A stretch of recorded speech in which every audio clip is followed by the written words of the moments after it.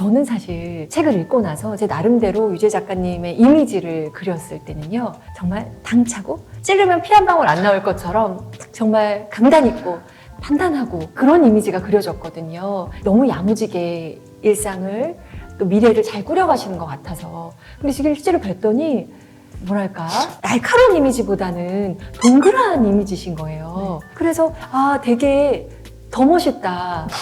왜냐하면 날카로운 면도 지니고 있지만 그 가운데 둥글둥글하고 유연한 모습을 지니신 것 같아서 나다움이란 어떻게 느끼고 계신지 궁금해요. 사실 보시는 것처럼 제가 머리도 둥그렇게 감고 아니 지금 외양을 얘기한 건 아니었는데 왜 다 웃으시는 거예요? 맞습니다. 사회생활도 사실 좀 둥그렇게 하자가 제 모토이자 제 성격에 맞는 거긴 하거든요. 네. 그래서 책에서도 이제 썼듯이 좀 인간관계도 조금 둥그렇게 하는 게 저한테는 가장 자연스러운 모습인데 제 인생에는 둥글고 싶지는 않았습니다. 다른 사람보다 이제 저를 바라보면서 사는 게 나다움이라고 생각을 하는데요. 나다움이라는 키워드를 가지고 생각을 했을 때 예를 들고 싶은 거는 최근에 제가 이직을 했습니다. 직장인이라면 다들 이직을 한 번씩은 고려를 하시는데 저한테는 이제 굉장히 큰 결정이었거든요.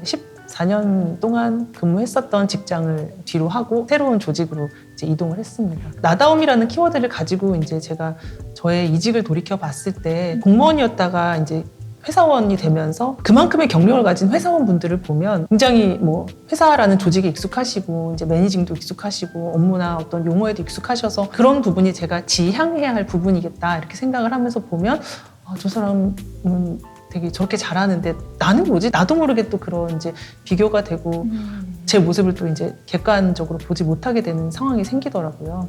그런 생각을 계속 갖고 기분이 처지게 있다 보면 이제 제가 생각하는 저다움이 또 아닌 것 같다 그런 생각이 들면서 그냥 최대한 제 상황을 객관적으로 생각을 하려고 노력을 하고 있고요. 그리고 제가 그전 조직 생활을 하면서도 부서 이동을 했을 때 그 부서에서 익숙해지는데 이제 1년 반 정도가 걸리더라고요. 제 경험상. 네. 그러다 보니까 그래 그런 경험도 있었지. 그러면 여기서도 이제 좀 시간을 보내다 보면 자연스럽게 내가 뭘 모르는지를 알겠다. 그런 생각을 하면서 저한테 집중을 하려고 애쓰는 것 같습니다. 그런 게 이제 나다움을 찾는 어떤 그런 생각의 과정이 아닐까.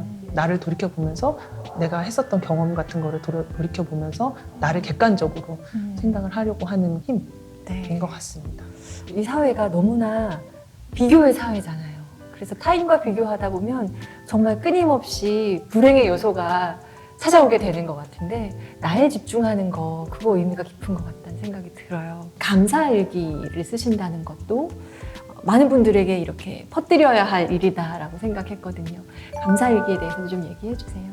감사일기를 사실 많은 자기계발서나 강연에서 추천을 하고 계셔서 저도 시작을 하게 됐는데요. 근데 처음에는 이제 3가지씩 감사한 일을 적자 이제 이렇게 시작을 했는데 책을 읽다 보니 타이탄의 도구들이라는 책에서 아침에 써야 될 거, 저녁에 써야 될 거 이렇게 주제를 이렇게 정해놓고 있더라고요. 그래서 그거를 따라하기 시작했습니다. 아침에는 이제 그날 감사한 것, 오늘의 다짐 이런 것들을 쓰고 저녁에는 오늘 내가 어떻게 하루를 좋게 만들었는가, 또 오늘 있었던 굉장한 일 이런 것들을 적고 있습니다. 근데 아침에 쓰는 감사는 사실 중복되는 게 많더라고요. 예를 들면 뭐 가족이 있어서 감사하다, 뭐 따뜻한 집이 있어서 감사하다부터 시작해서 뭐 찾으려면 얼마든지 사소한 것도 찾을 수 있겠지만 좀 중복되는 면들이 없지 않은 반면에 저녁에 하는 감사일기는 그날을 돌아보면서 쓰는 거예요. 그래서 그날 있었던 뭐 굉장한 일, 뭐 하다못해 뭐 호수공원에서 오리를 본 일 이런 거. 그리고 내가 어떻게 그날 하루를 좋게 만들었는가는 나름의 뭐 제가 했던 노력이라면 노력일 수도 있고 아니면 제가 했던 행동을 돌이켜보게 되니까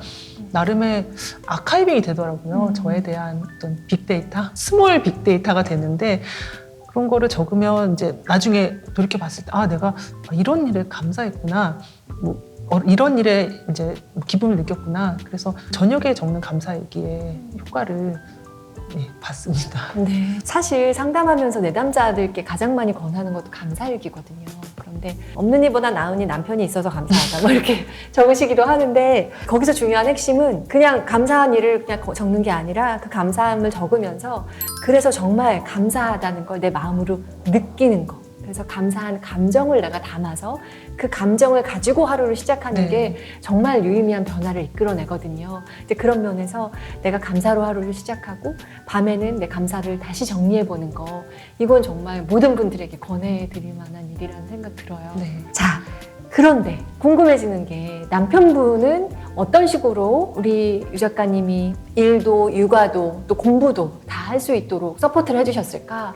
대단한 남편인가 봐. 뭐 이렇게 생각하실 분도 계실 것 같거든요. 네. 사실 저희 남편은 네. 이제 제가 자기 개발로 뭘 하고 있는지 크게 관심은 없습니다. 네, 반전이죠. 근데 남편 직업이 그 컴퓨터 엔지니어거든요. 근데 성격도 그에 맞게 요즘 MBTI식으로 말하면 INTP예요. 자기 안쪽에 거에만 관심 있고 이제 나머지는 크게 관심이 없는 약간 그런 MBTI라고 하는데 성격하고 잘 맞는 것 같아요. 남편은 항상 이제 일에 대한 그 스위치가 켜져 있는 상태로 있고 출장과 야근이 굉장히 잦습니다.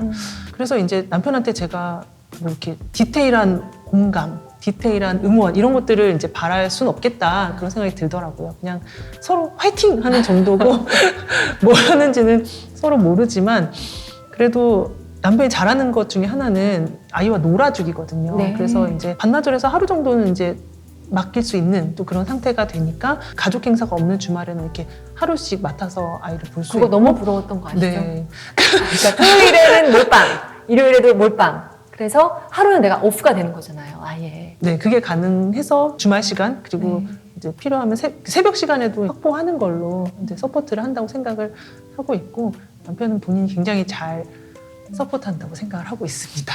근데 정말 그 서포트가 네. 맞습니다. 네, 요즘 뭐 기준을 어떻게 잡느냐에 따라서 차이가 있겠지만 우리 서포트 맞는 걸로 남편분께 서포트에 감사하며 감사합니다. 마무리가 될 것 같은데 이대로 마흔이 될 수는 없어서 열심히 정말 촘촘하게 나를 잘 성장시킨 이야기가 여기 담겨 있다면 앞으로 10년 뒤 50에 대한 계획도 분명히 세우고 네. 계실 것 같아요. 어떤 그림을 그리고 계신가요? 네. 사실은 50살에는 내가 뭐가 돼야겠다 이렇게 생각을 해도 그게 반드시 되지는 않겠다라는 생각이 들면서 지금 이대로 10년을 보내고 싶다라는 목표가 가장 큰 것 같습니다. 이제 운동, 일, 글쓰기, 네. 이제 그리고 공부 필요하면 그런 것들을 꾸준히 하다 보면 굉장히 미세해도 하루만큼씩 잘하다 보면 어느 순간에는 원하는 모습이 될 거라는 믿음이 있거든요. 그렇게 살면서 50을 맞이하고 싶은 게 현재 제 상황에서의 소망이고요. 그리고 커리어적으로는 제가 이직한 지 얼마 안 돼서 이제 직장에서 잘 자리를 잡고 오랜 기간 근속을 하는 게 목표인데 예전 직장에서 제 목표는 1인분 더하기 알파를 하는 사람이 목표였어요. 업무에서 1인분을 하는 거고 알파는 예를 들면 회사에서 오늘도 너무 힘든데 내가 저 사람 때문에 버틴다라고 할 때 저 사람이 되는 게 제 목표입니다. 현재 직장에서도 그런 사람이 되고 싶어요. 그렇게 멋지다. 언니. 근데 정말 네. 그런 생각을 가지시니까 이렇게 큰 그릇으로 점점 성장하시는구나 이런 생각이 들어요. 감사합니다. 언니 저 팬클럽 하면 안 되나요? 부끄럽습니다. 네, 그렇게 50이 되는 게 제 목표입니다. 우리 유재 작가님의 이대로 쉰이 될 수는 없어도 쉰을 앞두고 나올 것 같다는 강한 예감을 갖게 됩니다. 감사합니다. 말하자면 새벽 시간을 활용하고 이렇게 조직화된 나의 일상을 차곡차곡 뿌려가시면서 내 삶이 바뀐 게 있다면 어떤 걸 가장 바뀌었다고 느끼세요? 일단 새벽 시간을 쓰면서 이제 삶이 많이 바뀌었고 그리고 말씀드렸듯이 달리기를 하면서 삶이 많이 바뀌었습니다. 제가 이제 뭔가를 하고 싶다, 예를 들면 박사를 하고 싶다, 그리고 아니면 뭐 글을 쓰고 싶다, 뭐 어떤 공부를 하고 싶다라고 할 때 그 시간 안에 뭔가를 이제 하면 되는 거거든요. 박사를 했듯이 다른 것들도 이제 그 시간에 하면 시간이 걸리지만 어쨌든 된다라는 생각으로 이제 그런 어떤 자신감을 갖게 된 게 새벽 시간을 가지면서 생긴 변화인 것 같고요. 그리고 달리기를 하면서부터는 이제 말씀드렸듯이 비워내는 것과 명상, 몸에 대한 어떤 건강도 이제 건강해진다 그런 어떤 변화도 생기게 된 것 같아서 그 두 가지를 함으로써 삶이 변화한 것 같습니다. 좋습니다. 이제 정말 마지막 질문이 될 것 같습니다. 사실 40을 앞둔 분들이 가장 이제 손을 뻗어서 잡게 되실 수도 있지만 미래를 내가 촘촘하게 잘 계획하고 싶다. 그리고 세외 계획 잘 세워봐야지 하는 분들에게 추천하고 싶거든요. 작가님은 이 책을 어떤 분들께 권하고 싶나요? 가장 추천하고 싶은 건 이제 워킹맘을 갓 시작한 분들 그리고 워킹맘이 아니어도 시간을 잘 활용하고 싶은 직장인들 사실 되게 바쁜데 나한테 남는 건 뭐지? 그런 생각이 드실 수 있잖아요. 그런 분들께 추천을 드리고 싶습니다. 자, 이제 서가에서 이 책을 집어들 독자 여러분께 해주고 싶은 인사말이요? 네, 직장 생활을 오래 하다 보니까 그 좋은 동료가 있는 게 커리어 유지에 얼마나 중요한가를 깨닫게 됐거든요. 맞아요. 네.